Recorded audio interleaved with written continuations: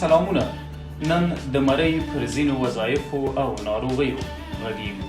مرۍ له عضلاتو جوړ یو ټیوب یا پایپ ده چې خوله د معدې سره وصل کوي او وظیفه یې د غذایي موادو انتقال د خولې څخه تر معدې پورې ده. دا انتقال دوه فیزه یا دوه برخې لري. یو یې ولنټري یا هغه چې زموږ په اراده کې ده او دا معمولا په خولې کې وي، یعنې موږ غذایي مواد ژوو او بالو ژوولو یې هڅه کوو چې تېر یې کړو. کله مو چې له خولې څخه مرۍ ته انتقال کړل نو دا خواړه د مارپیچ یا پرسټالسیس حرکاتو په واسطه په مرۍ کې تر معدې پورې حرکت کوي. راځو د مرۍ ځینې ناروغیو ته، فرضاً اوډاینوفیژیا.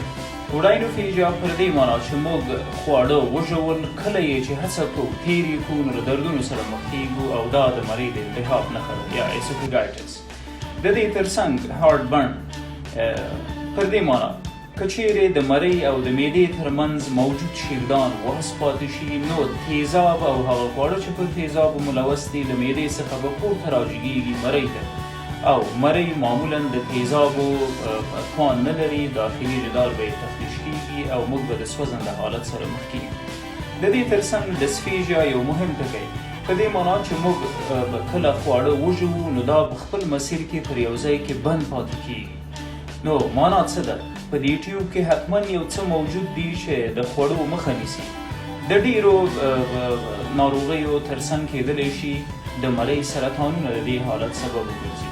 د سرطان ترڅنګ کېدلی شي فورین باډي یو څه موږ تېر کړي دي هغه په مرۍ کې ونه کتل. کله چې بیا موږ ډوډۍ خورو یا هر څه خورو بالاخره دوی به په خپل مسیر کې بندېږي. راځو څنګه تفکیک کولی شو د هغه ډسفیژیا چې معمولا د سرطان د وجې منځته راځي. ډسفیژیا ټو سولډ معنا د دې خبرې کله چې موږ خواړه خورو او ویژو او بال هغې نه هڅه کوو چې تېر یې کړو، که چیرې دا په خپل مسیر کې بند پاتې کېږي او بالاخره د وخت په تېرېدو داسې یو وخت هم راځي چې موږ د لیکویډز یا مایات نشو تېرولی او هغوی هم په خپل مسیر کې بند پاتې کېږي. نو معنا دا چې په مرۍ کې یو څه موجود و، یوه کتله موجوده وه، یو وخت یې د جامداتو په وړاندې مرۍ بندوله او بالاخره هغه کتله د وخت په تېرېدو غټه شوله او په ټوله کې یې اسفیګل لیومن یا د مرۍ قطر بند کړی ده او هر هغه څه چې موږ خورو دا په مرۍ کې بند پاتې کېږي. د دې دپاره باید د تشخیص دپاره باید موږ په چټکه لاس په کار شو او هغه معاینات چې کولی شي د مرۍ ناروغۍ تشخیص کړي یا دغه کتله موږ ته